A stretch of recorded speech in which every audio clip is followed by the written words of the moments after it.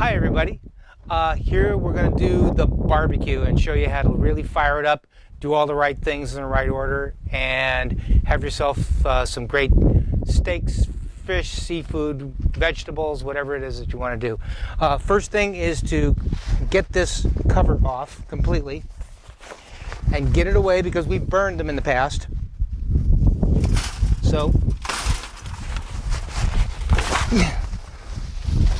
let's make sure that nothing is getting in the way, and then we just sort of toss this off onto the other side and make sure it's completely away from the barbecue machinery itself. So there we go. Next, take the top and put the top up like that. And then here's the secret. This is where the gas is, and we always keep the gas turned off. So in here is the turnery, and I gotta just really be honest with you that it's difficult to get to, but there's a knob, there's an on-off knob here on the top. I'm sure you've seen propane tanks before, but open it counterclockwise so it's completely open, and this is always cleaned off with the barbecue tools that we have under here. Excuse me, I'm just going to be really open and honest that this is too close to here, so I got to move this thing away. Hopefully I'm not going to have to do this video twice. But, okay, here we go. So this is completely moving this away and getting this away from the barbecue tools, because the barbecue tools actually hang here on the other end. Here's a spatula, and here's the grill cleaner, and a fork, and I think there's something else under here too. So anyway, so that's the whole deal. So that's how you get to these. And once that's turned on and you leave it on for 10 or 15 seconds, you take these knobs right here, and I always turn all three of them on. The instructions are from off to high to low. So I just do them at high, high, high, and right in here, okay, I'm gonna, won't do that. There's another knob in here that's called igniter, and it says it right here on the label. And what you do is it's an electronic ignition, so you just push this in, and you will hear all three, maybe you even heard it through my mic, all three burners will turn on.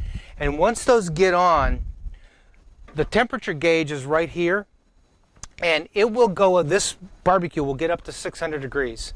You can either barbecue open. There's a top grill right here where you can grill veggies, or you can stack things as you take them off of the main heat and put them up on the upper heat, or you can choose to do it however you want to. This also does a really good closed grill scenario, so that you can do things in sort of a rotative cooking kind of style. But all of that together, and then what I do is I turn these down, and I've always had to learn it in the couple years that we've had this barbecue to be able to do those things. Anyway, there's one other feature here, which is this is a burner. An outdoor burner. So what you can do is you can actually turn this on once all the gas is on. It has a little click, you heard that. And this burner, you can't see it in the sunlight right now, but this is on, so you can actually bring stuff out here. You can barbecue baked beans, you can do queso fundido, you can do whatever you want to do, and do it out here, and put a pot right on here. Oops, ouch. Okay, so, and then that just turns on and then off, and then you can just, so I do it again, you can hear it click on. It should click. Good. It's also involved in the electronic ignition. You have to push it in and then click it. Well, I'm not doing it right. But anyway, that's the idea right there. And once you finish barbecuing, we do two things all the time.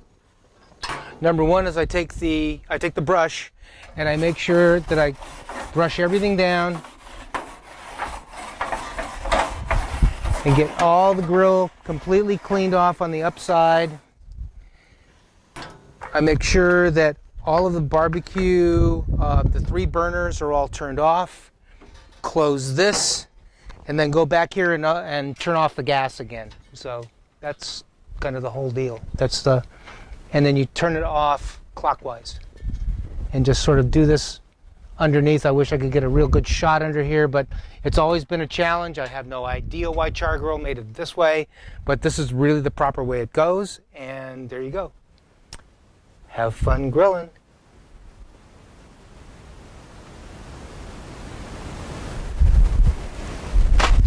Oh, forgot one thing.